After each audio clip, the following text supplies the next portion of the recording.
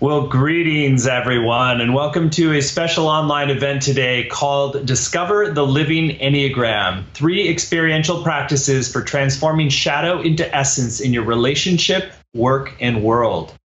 My name is Stephen Dinan. I'm the founder and CEO of the Shift Network, and I'm really delighted to be on this exploration and learning journey with you today with noted Enneagram expert Jessica Dibb. She's known as one of the depth teachers of the Enneagram, really marrying the personality sophistication with a spiritual insight and really bridging from our highest self into our daily lives. And we're going to be exploring practices that allow us to do that.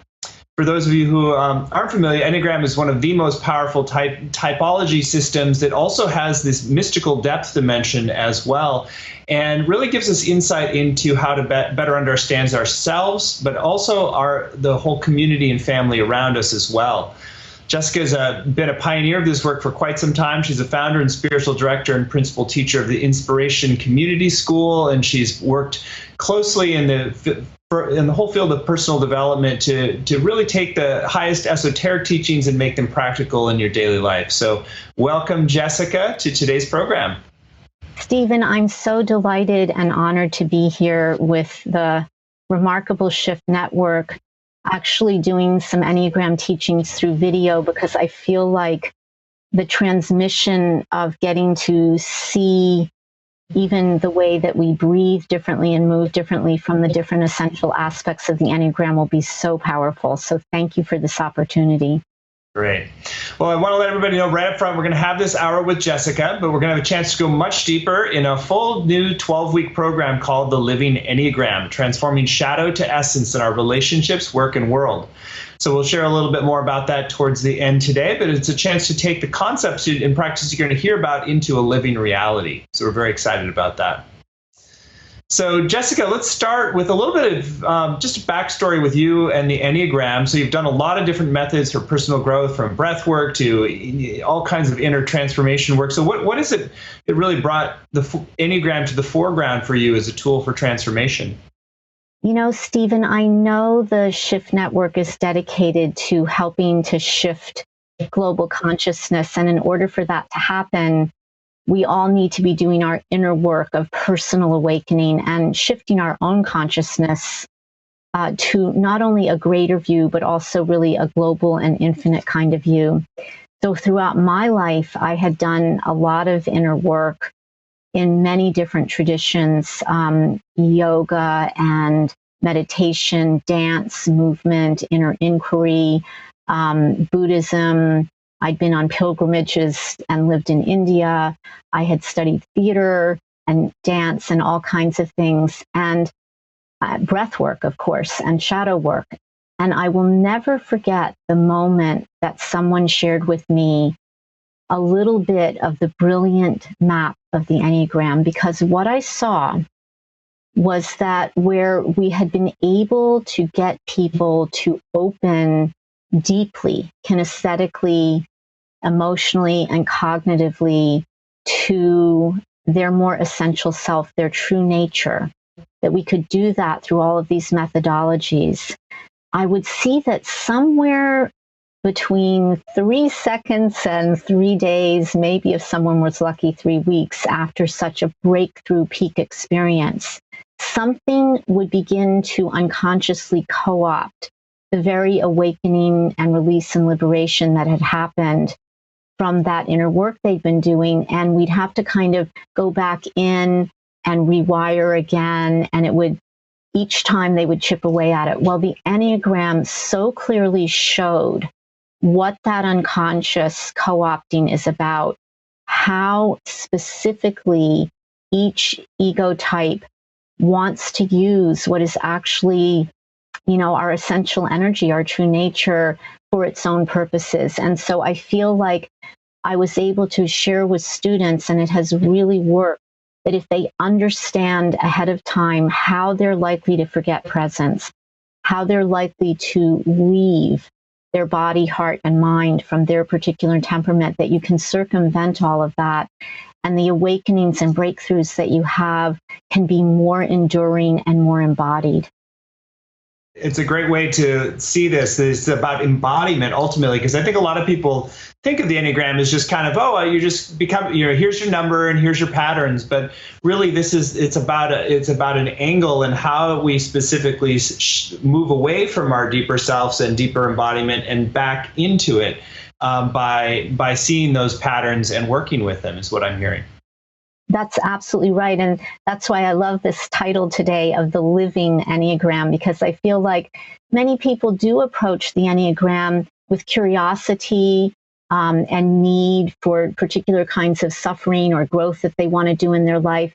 And the wisdom of it, the brilliant, precise map of it, is very insightful and helpful to them to look at the limiting belief systems they have and the patterns and behaviors that they have that are keeping them from evolving into their most awakened self. However, we're really beginning to understand even more what the somatic underpinnings of that are, neurologically, muscularly, even skeletally, and even I've been working with breath patterns of each of the 9 types, which is proving to be incredible, really breaks the trance of kind of the ego's fix on what's important in life to allowing our true nature's sense of what it's important to come through. Well, it's fascinating in and of itself that not only are there personality types, but that it translates into a way that your body engages with breath and movement. So maybe we don't have time to go into all 9, but it might be interesting just to showcase 1 or 2 to give an example of how that might show up. Yes, absolutely. Well, let's start with the body center. So in the body center, we have types 8, 9, and 1. And what the body center types, of course, every type, I need to always preface this. We all have all 9 types in us. We all have not all 9 capacities in us and 9 essential energies. And for those that relate to the force, if you will, as the divine and God, we can even say that there are 9 essential expressions of the divine that when we're fixated or caught in our particular type's hypnotic trance, we're actually missing many of the dimensions of the divine because we're only able to see what our temperament will let us see. So if we go to the body types, though, they're very much concerned with, am I here or am I not here? Do I matter or do I not matter? Am I having an impact on the world or am I not having an impact on the world? And when they feel like their life force, the vital energy that is their Shakti, their Chi, the gift that they want to bring to the world is being blocked, they react by experiencing a sense of anger. And that anger gets acted out in different ways in each of those 3 types, 8, 9, and 1. But what's interesting here is that if we're looking at it from the perspective of the living Enneagram, like what we can liberate, all of us, in our body center in order to be here more fully and contribute more fully and have an impact more fully, we're looking at how we move in the world. We're looking at how we move forward. We're looking at the power behind that movement and the confidence or not that we have. And so what's very interesting is that the center of each triad carries sort of the ultimate piece of that center. So type 9 here is really concerned with, do I exist or do I not? Do I matter or do I not? Am I visible or am I not? And one of the ways that you can work with type 9 to move through the shadow of the type 9 is saying, you know, I want to exist and I see that I exist in a unified field with all things. And what I notice about this world, and I'm talking about this at an archetypal level, type 9, what I notice about this world is that things are discordant, that there isn't, that unity hasn't completely manifested. And my soul, my being, so wants that to be the case that I will literally erase myself, erase my needs, erase my desires, erase my decisions and my ideas and opinions about things if I am afraid that it will in any way create disunity in my environment or disconnect me from the people or the things that I feel are important. Well, if you have type 9, so you can work with type 9 on their own trajectory of like, what is that shadow? What is the core wound? What needs to be worked through? How do you start to trust your own personal essence is actually part of the unity? That's really the lesson for type 9, is that my being visible and having an impact, bringing my personal essence into the world, actually creates unity rather than divides it. But one of the ways that you can work with that is to look at type 8 and type 1 that are on either side of type 9. And if you're working with developing the healthy qualities of type 8, which is just literally life force. So you're not even thinking about it in a sense in terms of like how it's connected to everything, but you're just helping that type 9 feel the power of essence, the power of presence, the power of God, the immediate vital life force that stands within itself without a need to feel propped up by anything else. It's the full-blown Shakti and Ki and Chi. When you work with type 9 with that, but then you also work with part of the type 1, which is the ability to listen so deeply in the body that you know what is a sacred alignment in this moment. Like, what would be the action that I would take in this moment that would serve that sacred alignment? So you see, but all three are concerned with movement and impact in the world, but different variations of it. And when you take together this sort of unlimited power and force, and you couple it with the type 1's listening to how that energy can be used for good, if you will, or what is the sacred action that needs to be taken, the 9 then is no longer concerned with whether they matter or don't matter, or whether they're visible or invisible. That whole thing dissolves, and they let themselves really arrive and be in their power, taking action. And we could go to type 8 and show the same thing. We could go to type 1 and show the same thing. So, for instance, if we move to the heart center now, just to give one other example, we notice that the center of the heart, well, first of all the heart types, their attention, even though all 9 types are on this, is whether or not there is love, whether or not things are being cared for and grown and supported or not. Now, how that gets distorted if we're not feeling connected to our essential self, if we're not feeling connected to the divine, is whether I am loved or not, whether I am liked or not. And so all of the distortions of types 2, 3, and 4 have to do with variations on that. Am I loved or not? And so type 3, being the sort of epicenter of that, is about the energy of personal manifestation. If we are deeply loved, if we know ourselves as love, the next step in love is creativity. Love wants to beget love. Love wants to give birth to something that makes a difference. And so when type 3, or the type 3 in all of us, is most awake to its essential self, it's just absolutely surrendered to manifesting and allowing the great radiance and value of the light, if you will, or the love, to come into form in the world. And that's why 3s are, very energetic people who really want to do a lot of things. And they only get distorted in that when they're not actually connected to what their heart is really telling them to do.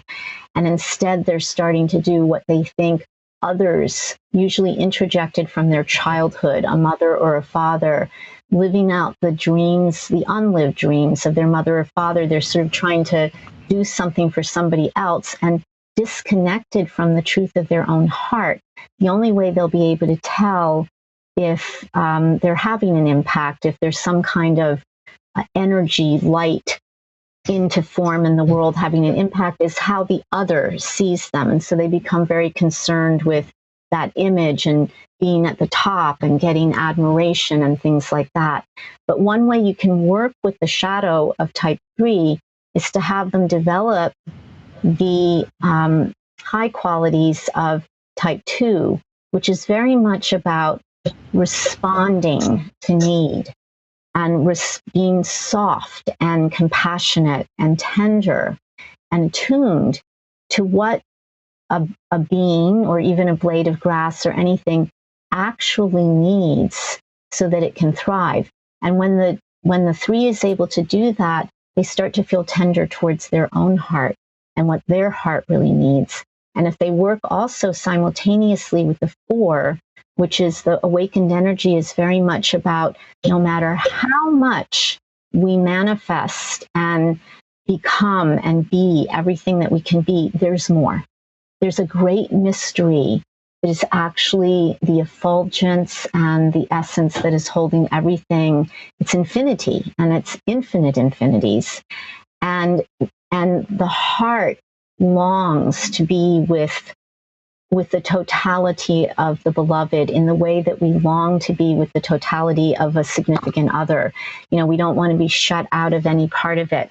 And so the 4 knows that, okay, yes, there is all this, but there's even more. And some of it's unknown, and it's dark, and it's mysterious, and it isn't even birthed yet. And this is where you get some of the languaging in some of the mystical poetry about things being unborn, everborn, newborn. It's all sort of speaking to that part. So when the 3 takes the very personal part of tenderness of the type 2 and couples it with the willingness to be with the beloved even in what we don't know yet, that whole concern that they've had with whether or not I am personally manifesting something dissolves, and they just start being with the totality of their heart. And the heart can't help but create things, give birth to things, beget things that will make a difference in the world. Now, what I didn't say, just going back quickly to the body center, is each of these types in terms of living it out in your life. So we can work with students and ourselves, and we can have us understand the insights of seeing our behavior, seeing the way that we are forgetting these truths or forgetting what presence is in the body, and we're doing things that are actually getting in the way of the deeper fulfillment of what each of these energies are.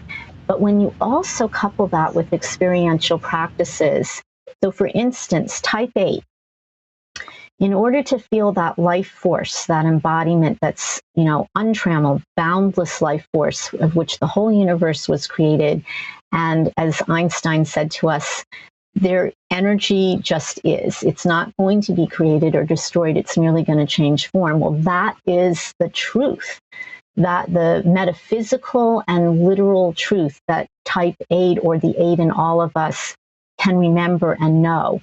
And so the kind of breathing pattern that we would practice for a type 8 would be to breathe down into the belly, sometimes more rapidly to activate the diaphragm and the adrenal glands so that we're remembering what chi that's flowing unconditionally feels like, and just that deep belly breaths in and out. And when people learn how to do that, even if they're a type 9 or a type 7 or whatever, they will feel this vital force.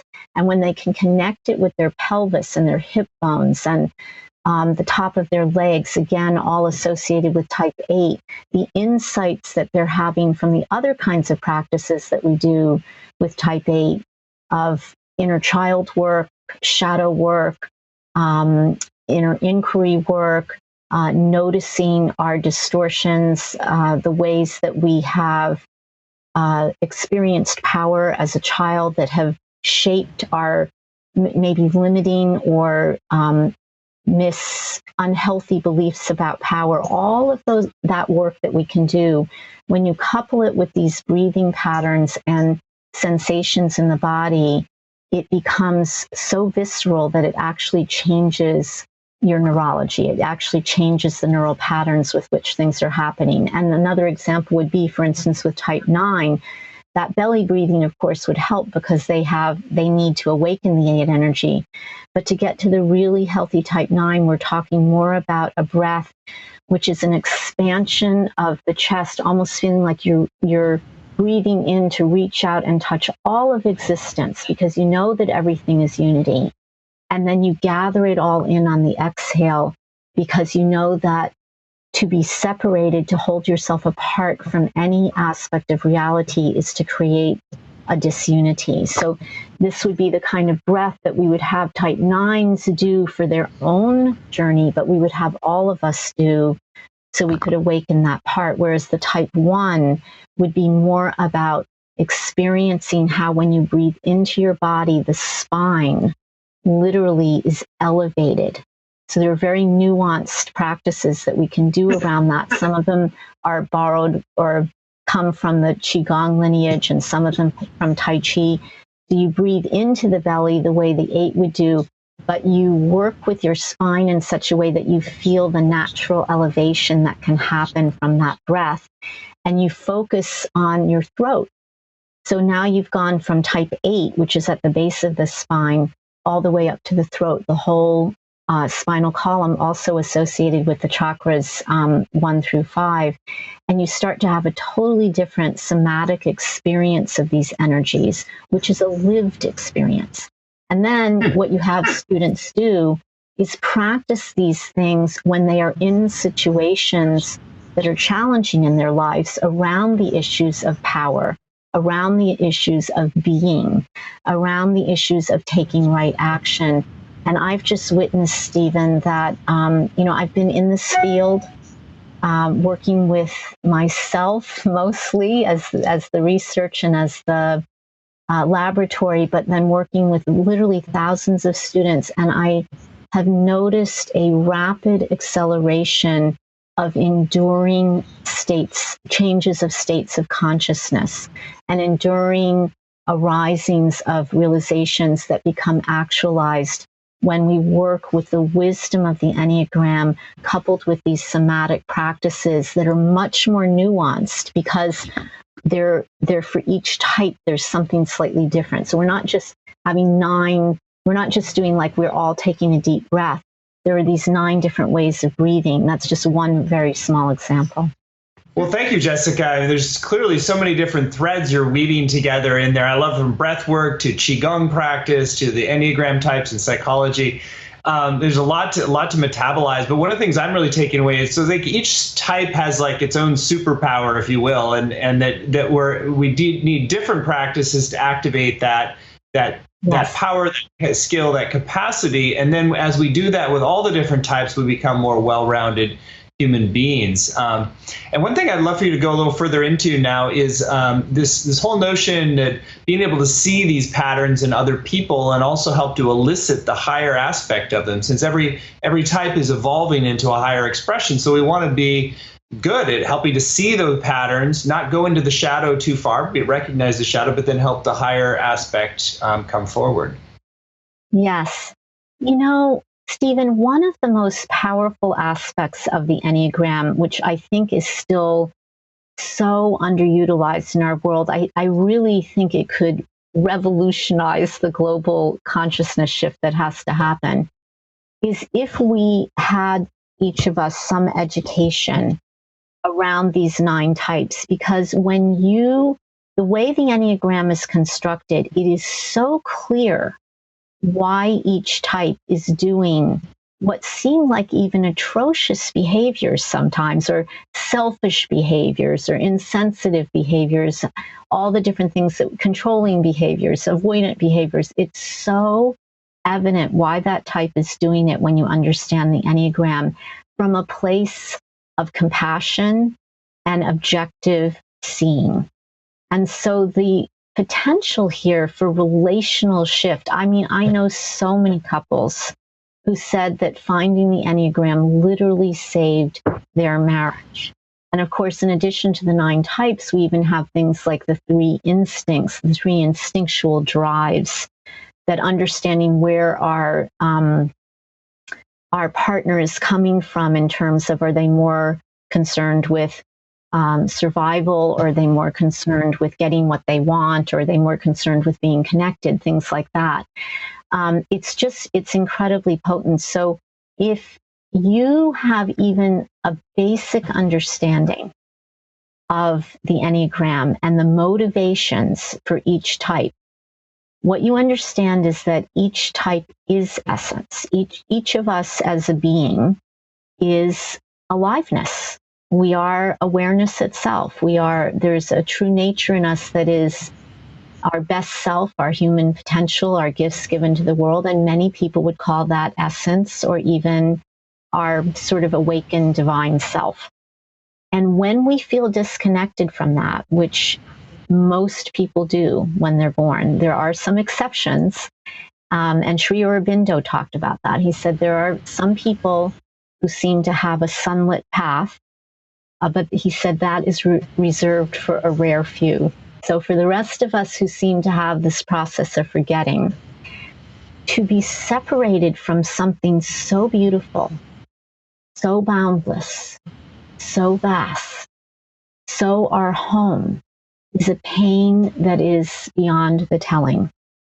And so what each type does is it tries to regain the aspect of the divine or life force, if you will, that it feels most attuned to, most akin with.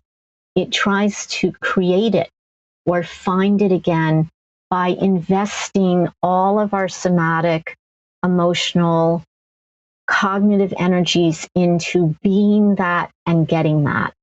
And then we do that to the exclusion of all the other aspects of ourself, and it becomes imbalanced. It becomes askew.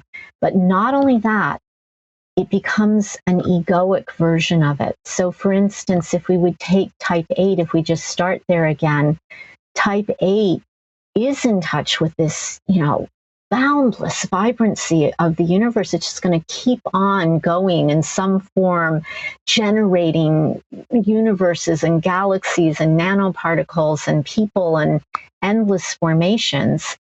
But to be disconnected from that, or feel like you're disconnected from it, is such a sense of defeat. It's such a sense of loss of life force. I mean, it feels like death. So the 8 just tries to become that life force all the time, 24/7, which means you have to be in an activity of accelerating and pumping things up and exaggerating and making things larger than life to compensate for what feels like the loss of life force. Now, that can come off to people as bombastic, as arrogant, as unfeeling, as uncaring, because this 8 is just going around making their presence known and making an impact on things and telling it like it is, not wanting, so afraid to feel sensitive, so afraid to feel vulnerable, because that might deflate this energy that they're trying to pump up, that people can experience them as very cold and harsh and unfeeling and bombastic and all of that. But if you understand the pain of that 8, how terrified they are that life force is lost, and so they're just going around trying to generate it, you can be in the face of an 8 with compassion. So that's the first piece. Your heart can melt towards them. The second piece is you have an understanding of what they're doing. Now, the third vital piece that I think is the game changer and changes everything is that you can be present with them with 8 energy in your body. If you learn how to do this, you can meet that 8 with the same force that they love, and then you understand them and you have compassion for them. And you know what generally happens in that relational field then is the 8 feels like somebody else gets it. Somebody else is meeting me in my world, and somebody else cares about whether there's life force in this situation or not. And that immediately begins to soften the 8. They don't have to try so hard. I mean, they'll feel exultation, but it also gives them a break. And when they start to soften, they can start to feel other parts of themselves.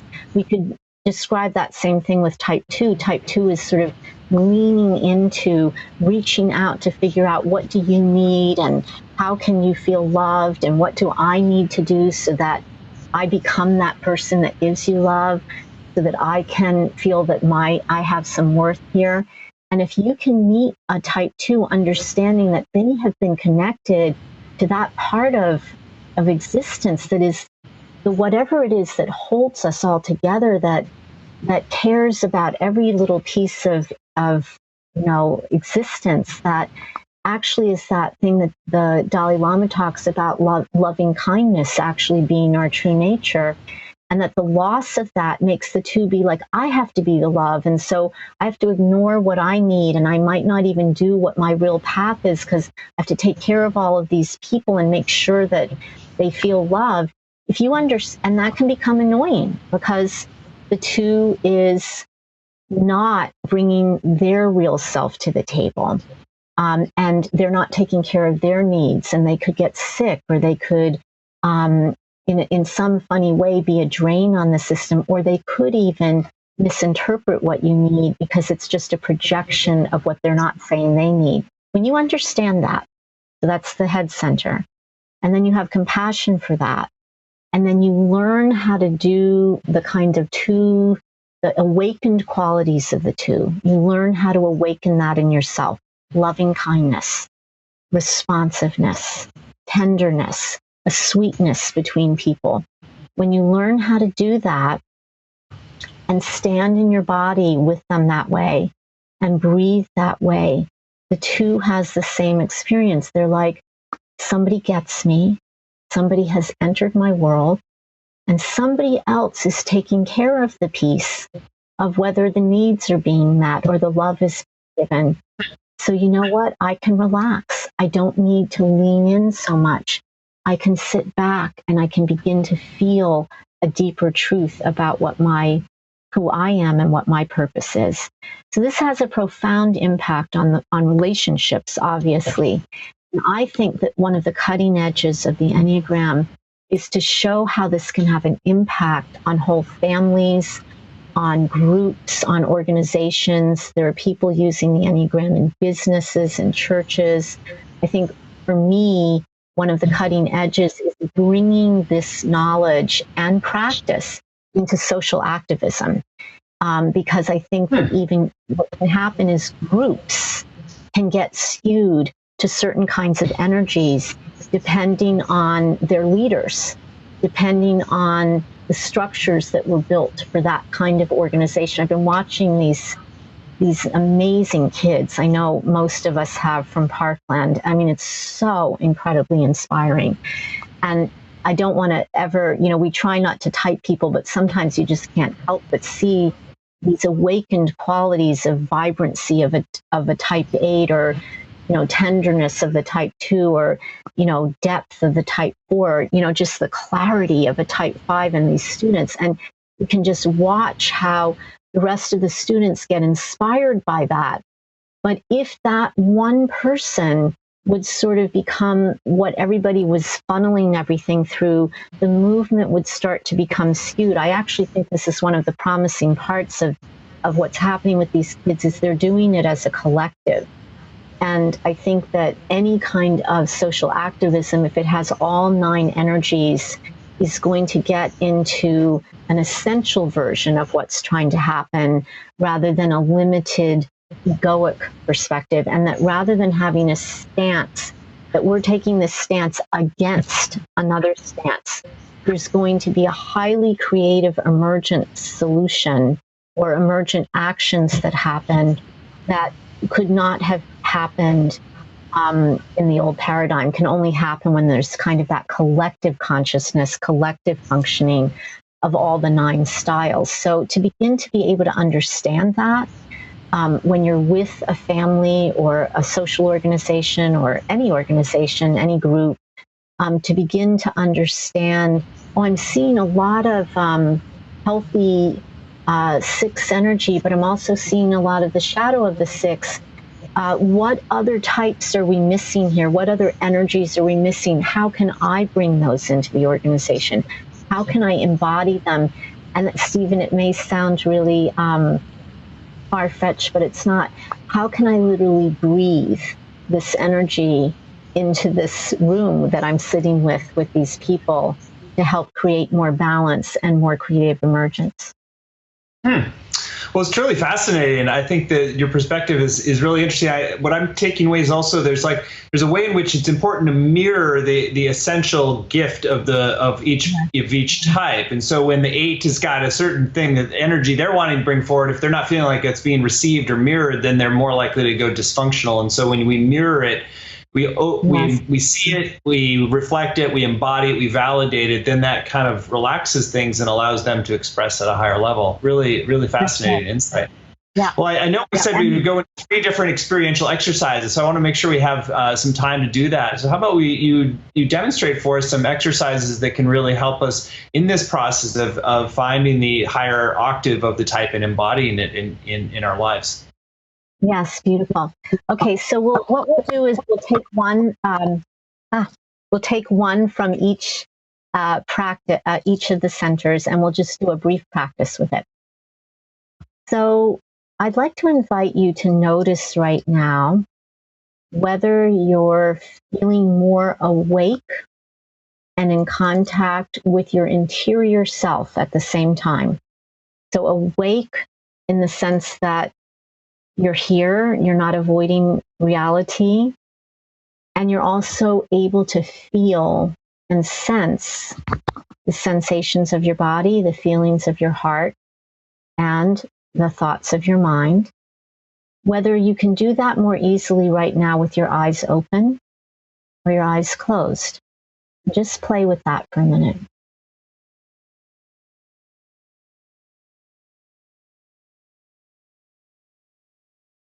And then settle in there.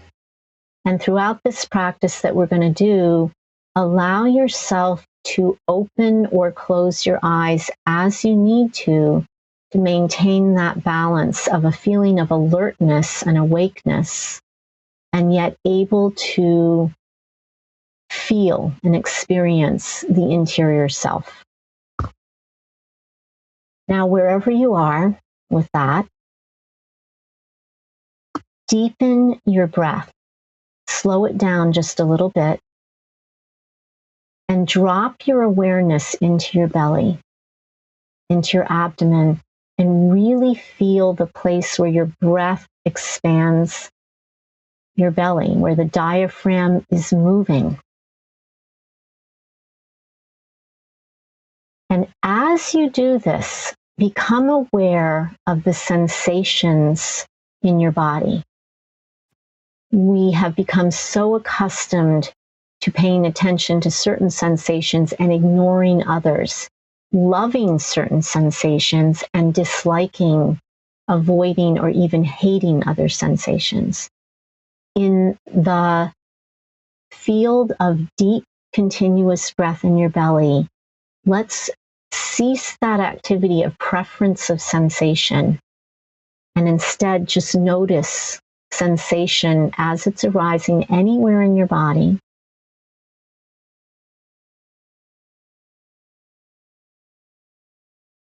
And now breathe into each sensation. Each moment you can breathe into a different sensation.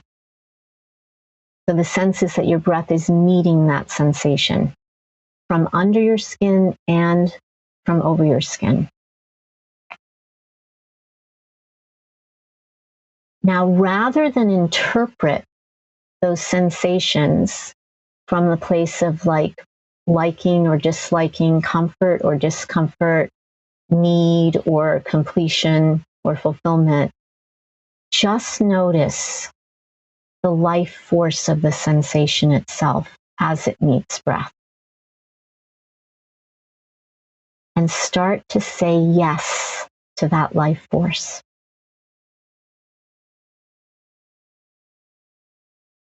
So we're breathing in our bellies. We're aware of sensation now, and we're not preferring one sensation over the other.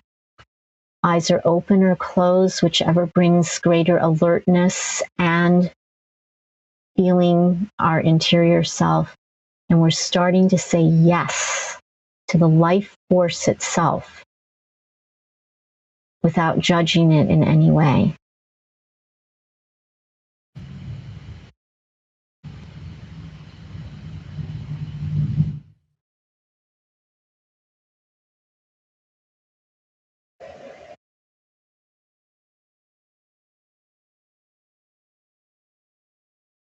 And now take some sensation that you're breathing into, and whatever part of the body is that you're breathing into now, just begin to invite that part of your body to move just a little bit.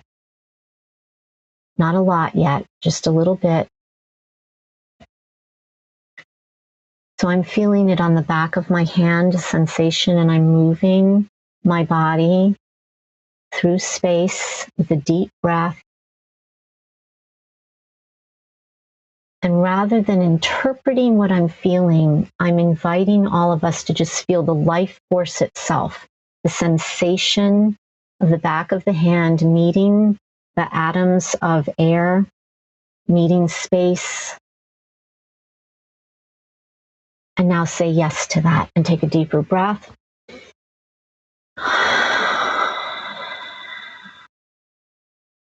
And now imagine or allow the sense that you would allow every cell of your body to do that. And I'm going to ask us to take 5 faster, deeper breaths with the invitation that every cell of our body, we would feel the life force and we would invite that part of that cell of our body to be in relationship with everything around it. So here we go.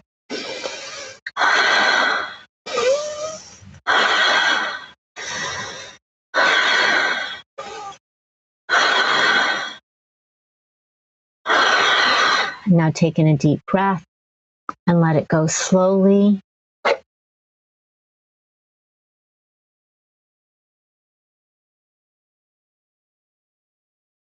And now with all the 8s in the world, let yourself experience the importance of aliveness, life force, presence, immediacy, here, energy, power. Now, from the higher aspect, so if we were doing a longer practice, what we would do right now is look at some of the issues around power from our childhood and from our education and from our cultural system. We would kind of work through some of that. And then what I'm asking us to do right now is to notice that this is not your power. It's not your life force. It's just life force. It's power. So what is it to say yes to that without feeling like you either need to hold it back because there's something fearful about having too much strength, having too much power, having too much life force, like you might get ridiculed or crushed or attacked or any of the things we worry about with power. What if you just noticed right now, this doesn't belong to you. It's everywhere.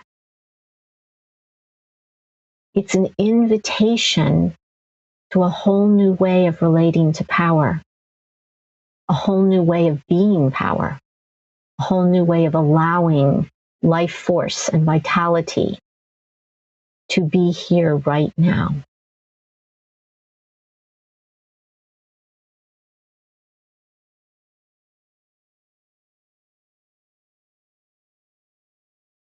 Now I'm going to invite us, still with your eyes open or closed, whatever feels like. Again, it's the meeting point of alertness and inner observation, inner contact.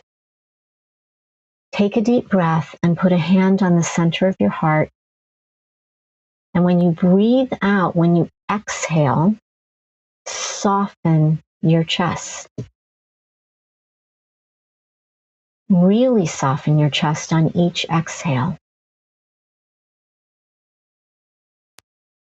And begin to notice that is going to bring a kind of vulnerability that allows more feeling to be in your awareness. So we're breathing in now, into the center of the chest, and then we soften on the exhale.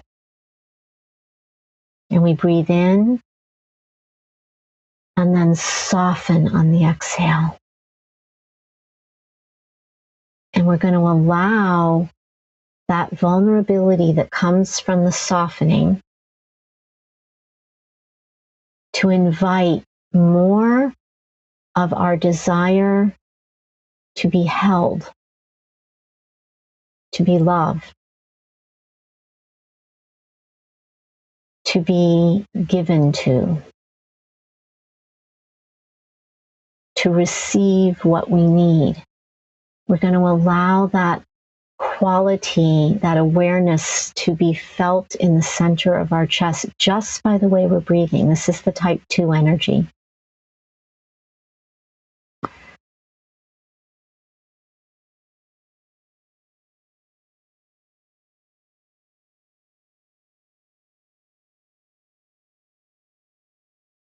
And there may be feelings that arise, feelings that are from our childhood or our conditioning or our education. And in a longer practice, we would look at all of those. We would take an inquiry and do some shadow work and some inner child work and some inner inquiry about our feelings around being and our beliefs around being loved or deserving kindness. For right now, I'm going to take us to the higher aspect of this, which is, you know how wonderful it feels to feel loved, how much there's a need in each one of us right now in this vulnerability to feel given to be able to receive. Now bring up in your mind's eye someone that you love so deeply that you would want them to have all the love in the universe, and you would want them to know that you loved them, that you cared about them. Bring them up in your awareness and hold them maybe just a foot away from you in the sense of their presence and their being. Keep your hand on your own heart. And now allow your heart to wish for them that they too could experience this softening, this vulnerability, this ability to receive kindness.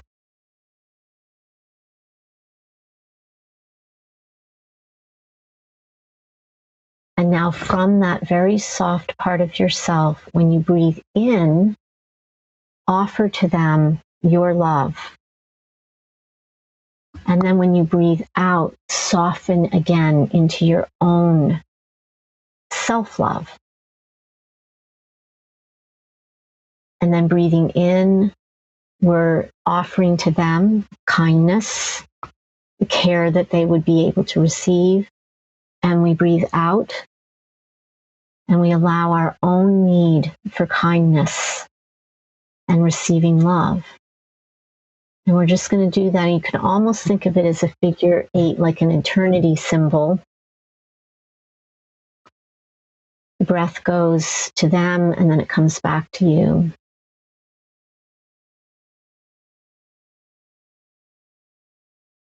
And when we take it to the very highest aspect, drop the sense that it's even you breathing to them and then giving back to you. Just drop that whole thing and just breathe in and allow yourself to feel the field of loving kindness, the field of need and responsiveness in life.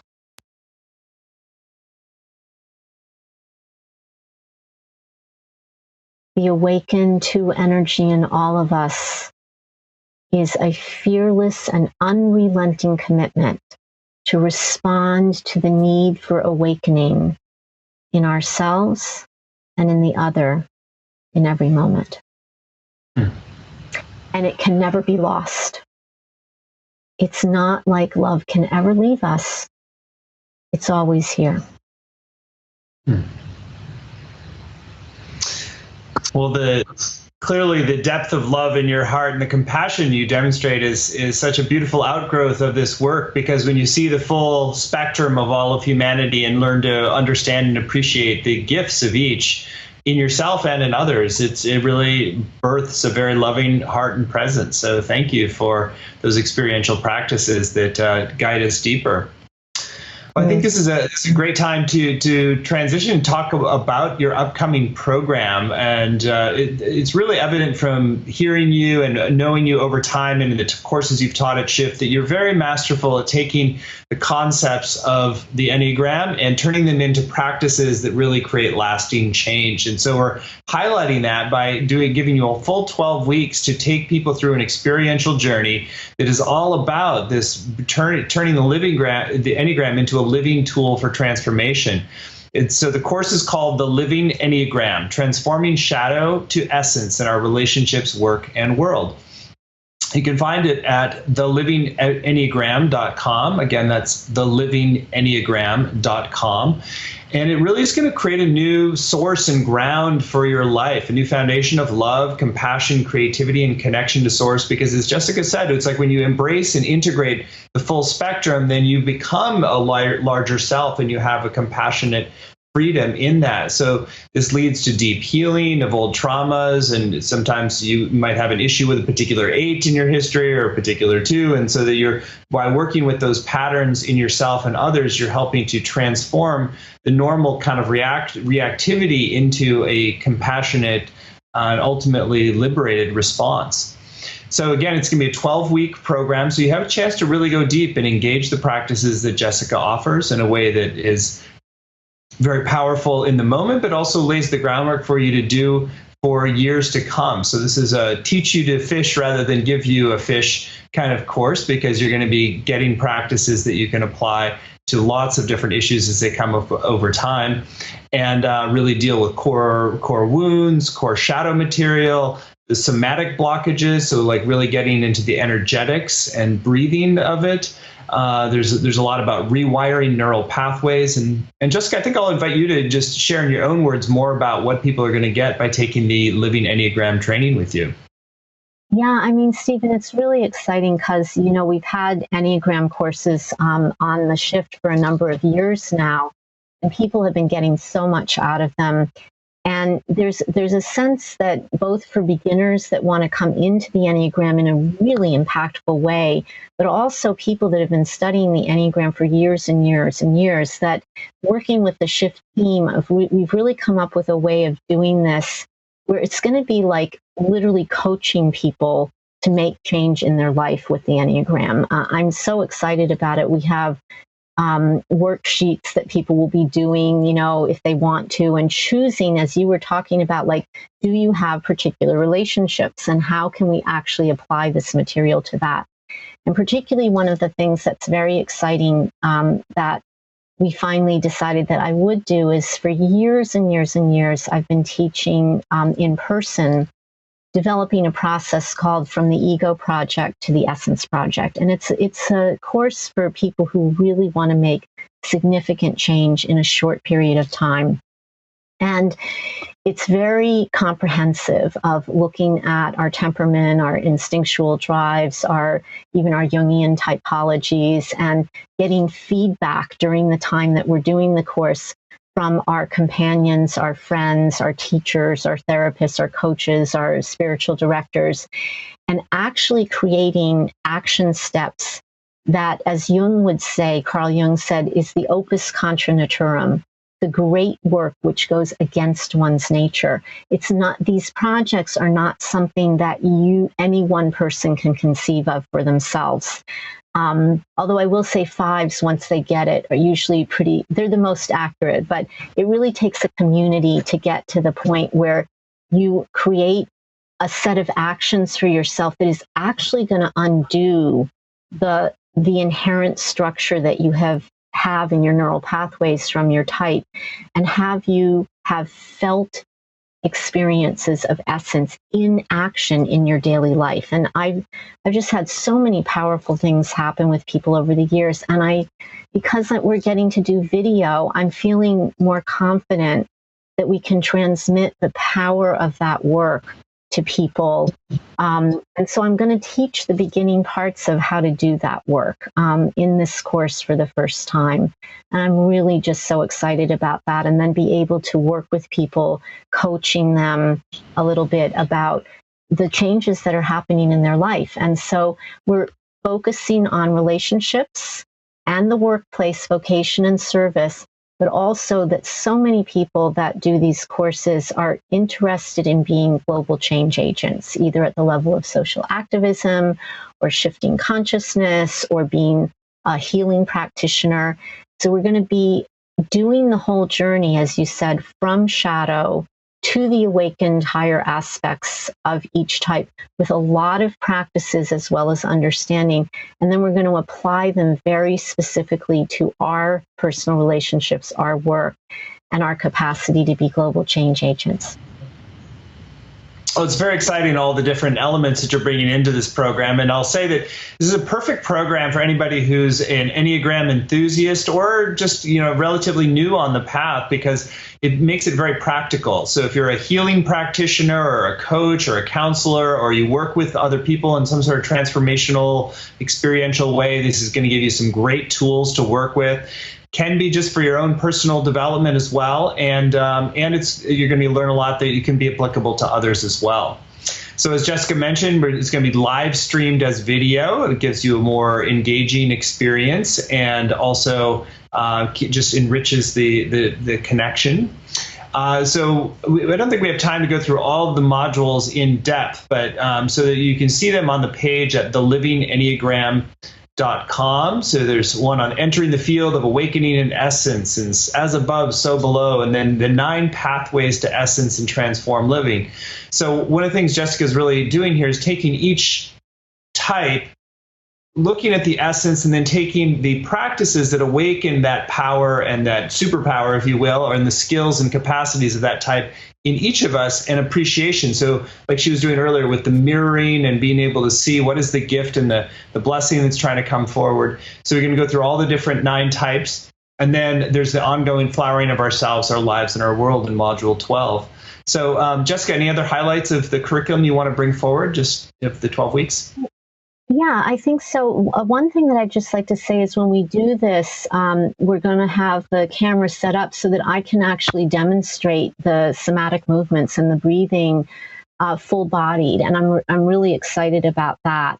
I'm excited about the fact that for those who choose to engage by video, who want to talk with me, I may even be able to work with them a little bit in the Q&A coaching. We're going to call it the coaching part of each class at the end, where we're really going to be taking real life situations with everybody, emergences of creativity that are happening in their relationships, in their workplace, and in their service and social activism, or whatever their contribution is to the world, and challenges that are happening. So I'm very excited about the more personal capacity to do that for those that want to engage with the video part. And again, I would just say that the Enneagram has been powerful for so many people. And I think one of the cutting edges of it is how we personalize it, each of us, how we can take the ideas and the understandings of our type and really fine tune it to personalizing it. So I'm truly excited to walk people through the steps of this process of from the ego project to the essence project. I think that's going to be really powerful. Great. I'll share a few more things about the program. So it's not only get the 12 90-minute class sessions, which includes live interactive Q&A time. You get video recordings, audio recordings, full word-for-word transcripts. There's an online learning community, and there's a number of great extra bonuses as well. One is a video dialogue with Jessica and Russ, who's one of our favorite Enneagram teachers, very popular, very profound, mystical heart transmission. It's called A Conversation on Consciousness by Candlelight. That'll be really sweet and wonderful. It's also one with Robert Holden, another leading practitioner, Self-Love and the Enneagram, this with Robert and Jessica in conversation. We also have 9 Types meditation, an audio meditation with Russ and Jessica. So they've collaborated on a lot of works together and really provide great complementarity to each other's work. And there's also one on 3 centers, so the body center and heart and mind center, really creating a sort of more of a balanced structure. So I think in all of this work, we're aiming towards a full integration of our whole self, and to really be able to see and appreciate those qualities, both in others and in ourselves, of each type. And I should mention, we also have one extra bonus, which is available only today. And this is called Heeding the Call, Understanding Type and the Harmonics for Authentic Spiritual Awakening and Conscious Social Activism. This is a video teaching with Russ and Jessica again, from a unique weekend intensive they had in Maryland. Jessica, do you want to share anything about that special bonus, which folks get when they sign up by midnight tonight? You know, that was an electrifying workshop, Stephen. We did that in early February, right after the 2016 election, and there was so much intensity of people, from every world view and political view, sort of being awakened to, like, there's something happening here, to quote that song. And it's not exactly clear, but how are we going to navigate at this point all the differing points of view and creating an American culture that really is great? I mean, there was just such a need. And Russ and I just thought, this is the cutting edge. I was talking about it earlier in this particular class today. This is, for me, the cutting edge of how we could begin to notice how our blind spots of our type and the blind spots of our instinct are actually interfering with a natural capacity that human beings have to want to make a difference and to want to give. And so, riding on the coattails of that energy, we just created this workshop. We had about 35, 40 people come together with like 2 weeks notice, and they all shared their deep need. And it was really incredible to watch that we had worked through these different aspects of blind spots and gifts of each of the types and the instincts in terms of social activism. And then people got into groups and took on issues with the new understanding that they had and the practices that we had given them and the ideas that they came up with and the energy that they felt they described as truly something they had never felt before, like a whole new transformative way of being present to these. So we're excited to share some of that video with people. What a great extra gift for those who sign up today. So again, you can sign up by midnight Pacific time, and that's at thelivingenneagram.com to get that extra bonus. A few other things I should mention. It's the course is going to begin on April 12th and run at Thursdays at noon Pacific time. And we've kept the payments really accessible for this. It's just 3 payments of $139, so you save about 10% when you pay in full for $397.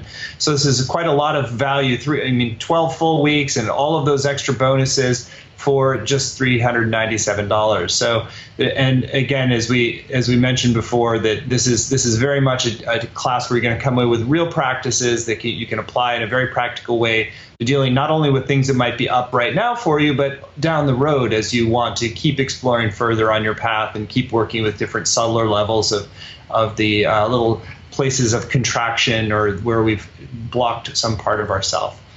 So it's going to be a great program. It's called the Living Enneagram again, and you can find all the details at thelivingenneagram.com and get signed up today if you want the extra bonus called Heeding the Call. So Jessica, very illuminating hour. Thank you for all your insights. Anything that's still on your heart to share with folks who are thinking about joining you for the journey in the Living Enneagram?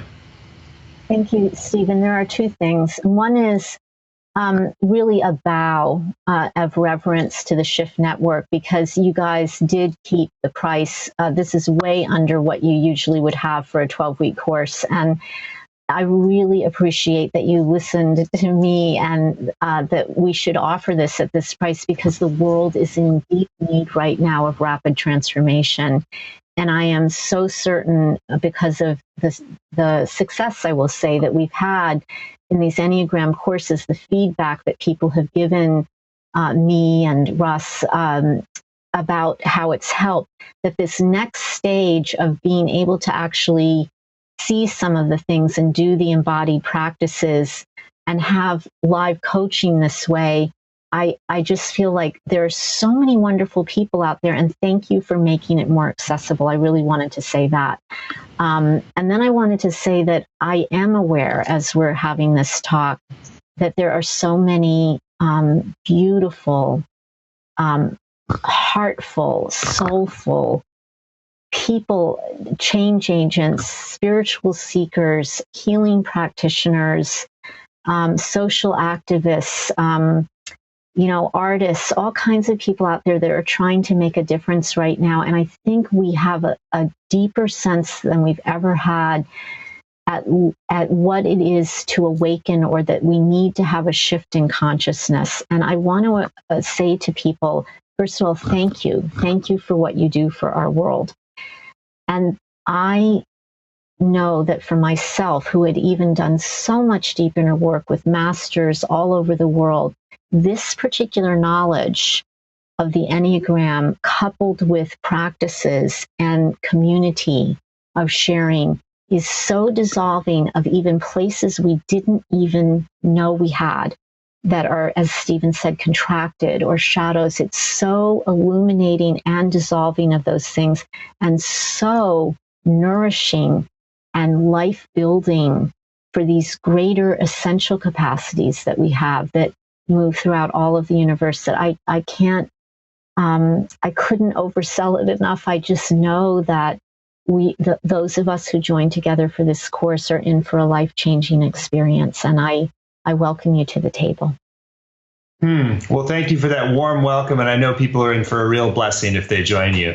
So I encourage you to do so. There's no risk to do it. Money back guarantee of your satisfaction. And you can do so at thelivingenneagram.com. And you get the extra bonus when you sign up by midnight tonight.